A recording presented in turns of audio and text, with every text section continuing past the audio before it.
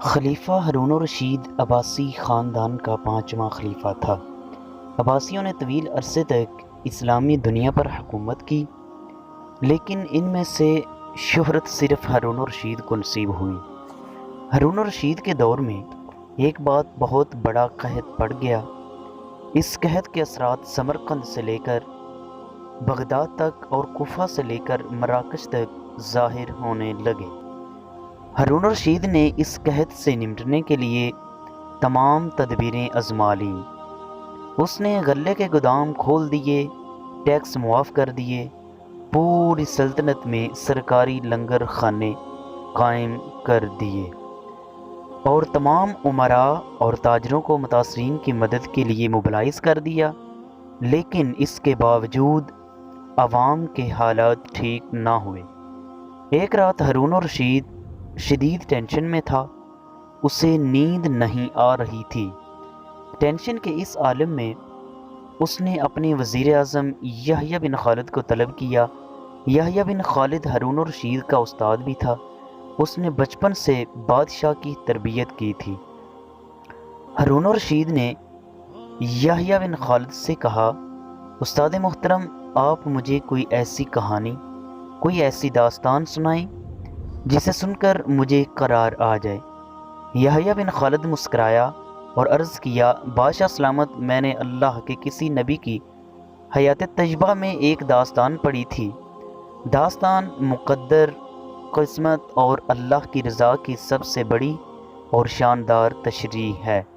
آپ اگر اجازت دیں تو میں وہ داستان آپ کے سامنے دہرا دوں۔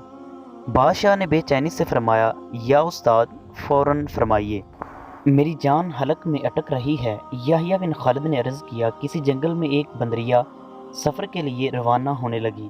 اس کا ایک بچہ تھا، وہ بچے کو ساتھ نہیں لے جا سکتی تھی۔ چنانچہ کہ وہ شیر کے پاس گئی اور اس نے عرض کیا، جناب، آپ جنگل کے بادشاہ ہیں، میں سفر پر روانہ ہونے لگی ہوں، میری خواہش ہے آپ میرے بچے کی حفاظت اپنے ذمے لے لیں۔ شیر نے حامی بھر لی۔ بندریا نے اپنا بچہ شیر کے حوالے کر دیا۔ شیر نے بچہ اپنے کندھے پر بٹھا لیا۔ بندریا سفر پر روانہ ہو گئی۔ اب شیر روزانہ بندریا کے بچے کو کندھے پر بٹھاتا اور جنگل میں اپنے روزمرہ کے کام کرتا رہتا۔ ایک دن وہ جنگل میں گھوم رہا تھا کہ اچانک آسمان سے ایک چیل نے ڈائی لگائی، شیر کے قریب پہنچی، بندریا کا بچہ اٹھایا اور آسمان میں گم ہو گئی۔ شیر جنگل میں بھاگا، دوڑا، لیکن وہ چیل کو نہ پکڑ سکا۔ یحییٰ بن خالد رکا، اس نے سانس لیا اور خلیفہ ہارون الرشید سے عرض کیا، بادشاہ سلامت، چند دن بعد بندریا واپس آئی اور شیر سے اپنے بچے کا مطالبہ کر دیا۔ شیر نے شرمندگی سے جواب دیا، تمہارا بچہ تو چیل لے گئی ہے۔ بندریا کو غصہ آ گیا اور اس نے چلا کر کہا، تم کیسے بادشاہ ہو؟ تم ایک امانت کی حفاظت نہیں کر سکے، تم اس سارے جنگل کا نظام کیسے چلاؤ گے؟ شیر نے افسوس سے سر ہلایا اور بولا، میں زمین کا بادشاہ ہوں، اگر زمین سے کوئی آفت تمہارے بچے کی طرف بڑھتی تو میں اسے روک لیتا، لیکن یہ آفت آسمان سے اتری تھی اور آسمان کی آفتیں صرف اور صرف آسمان والا ہی روک سکتا ہے۔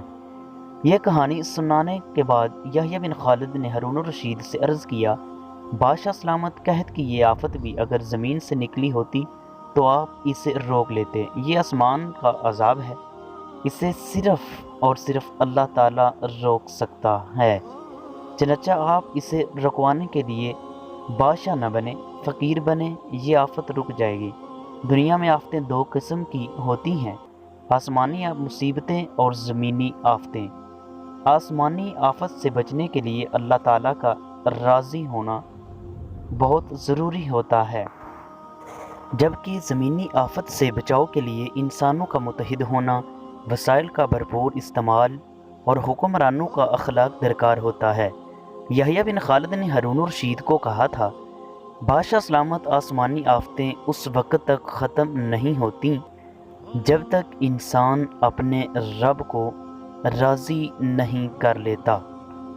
آپ اس آفت کا مقابلہ بادشاہ بن کر نہیں کر سکیں گے، چنانچہ آپ فقیر بن جائیے، اللہ کے حضور گر جائیے، اس سے توبہ کیجیے، اس سے مدد مانگیے، دنیا کے تمام مسائل اور ان کے حل کے درمیان صرف اتنا فاصلہ ہوتا ہے جتنا ماتھے اور جائے نماز میں ہوتا ہے، لیکن افسوس ہم اپنے مسائل کے حل کے لیے 7 سمندر پار تو جا سکتے ہیں، لیکن ماتھے اور جائے نماز کے درمیان موجود چند انچ کا فاصلہ طے نہیں کر سکتے۔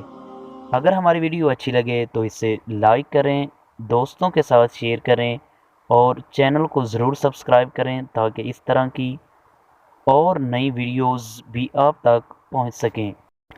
نیکی کی بات پھیلانا صدقہ جاریہ ہے۔ آنے والی ویڈیو تک کے لیے اجازت دیجیے۔ اللہ حافظ۔